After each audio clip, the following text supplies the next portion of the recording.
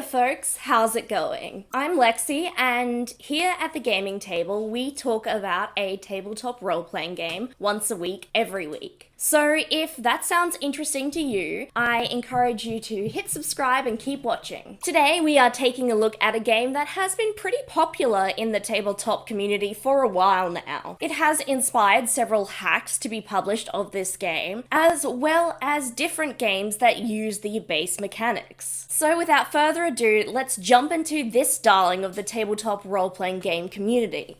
Blades in the Dark. Blades in the Dark is set in the city of Duskfall. It's dark metaphorically and literally. After a magical cataclysmic event a long time ago, the world has been plunged into darkness. In somewhat recent history, a gruesome substance known as Leviathan blood has begun to be exploited as a source of fuel. This has spurned on an industrial revolution in this world. This is how Duskfall has flourished, in a very gloomy way. The city takes inspiration from Victorian London, places like Venice, and those industrialized cities of the 19th century. Not only does this game take inspiration from history, but it also takes inspiration from Gothic literature. Because not only is this city dealing with the horrors of industrialization, it is dealing with literal supernatural horrors. The city is surrounded by a technology designed to keep wandering spirits out of the city. In the manual, you get a description of the city of Duskfall. In addition, you get some information on how it relates to other settlements around it,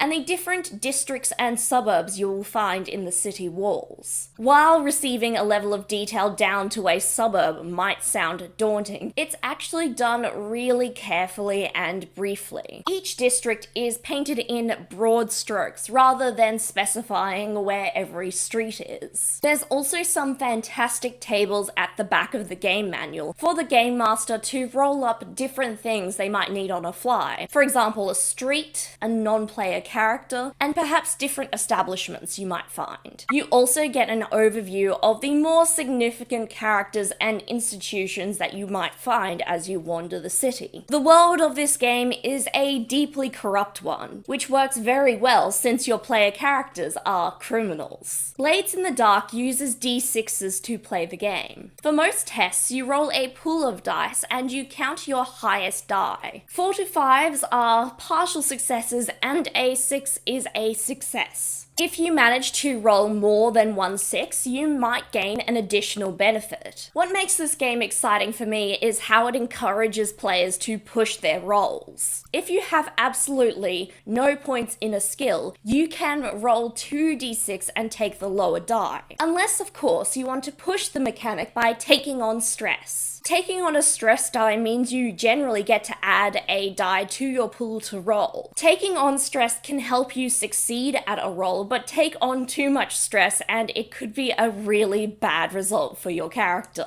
Accumulated stress becomes trauma. Traumas make your characters more dysfunctional. Too many traumas and your character is forced to retire. And how they retire might not be a nice way. Another great mechanic in this game is how the GM gets to decide the position of a roll. There are 3 options: controlled, risky, or desperate. In a controlled roll, the players have the power. Successes in this situation will have a light or no cost at all. Risky means the player characters might need to sacrifice something to succeed, and failure could be a little bit dangerous. Desperate means that the players could still be exposed to pretty significant danger if they succeed, and if they fail, it could be really disastrous. I really like that when characters are rolling to do a test, they get to decide what skill their character is using, and the GM then decides what position they have. Did I also mention this game has clocks? Not literal ones necessarily, but little clocks that the GM uses to track different things in the game's world. These clocks generally represent things that are happening off screen from what the players are up to. It's like a little pie chart that the GM can divide into a couple of different segments depending on what the clock is. For example, if your team of criminals manage to anger the wrong person, the GM, while the story is continuing, could be filling out segments of that little pie chart to represent that off-screen character's plot to get revenge. I'm always trying to touch on a number of things really, so I need to mention that this game was built for players to carry out criminal enterprise. When the characters decide to go on a mission of some sorts, the game moves into a different style of mechanics. Perhaps not mechanics, but a structure. Your players decide on a plan, how they want to get what they want. Then there's an engagement role, which will typically display how this plan is going. You can also have flashbacks to fill out some of these stages of the planning stage so that they're more interestingly integrated to the mission itself. Depending on how the mission went, after it's complete, you'll have a bunch of options for downtime activities. For a while, your group may need to lie low to escape the notice of the law or escape prison, and you might increase your reputation amongst other criminals. So generally, the styles of play in this game are free play, engagement roles, score, and downtime. I am running out of time at the moment, so I want to cover broadly some of the character options you have in this game. There's a variety of playbooks you can choose from, each of which have a couple of options on how to build or change the character around. This way you could have multiple members of your party have the same playbook, but it would still have a different and interesting feeling. Everyone has their own special skills and vices. Something that is also excellent about this game is not only do the characters have a character sheet, the group overall has a character sheet to represent their skills and their level of reputation as a group of organized criminals. With this sheet, they can sketch out their new boons that they gain, or how infamous they might become. I am out of time to talk about this game in more detail, but hopefully I've given you an overview of what this game is about. Blades in the Dark is a game I would reach for if I wanted to run some fantasy criminals. The setting is great for lots of fans of gothic themes, and the mechanics for this game are really well integrated into the world. Everything moves together,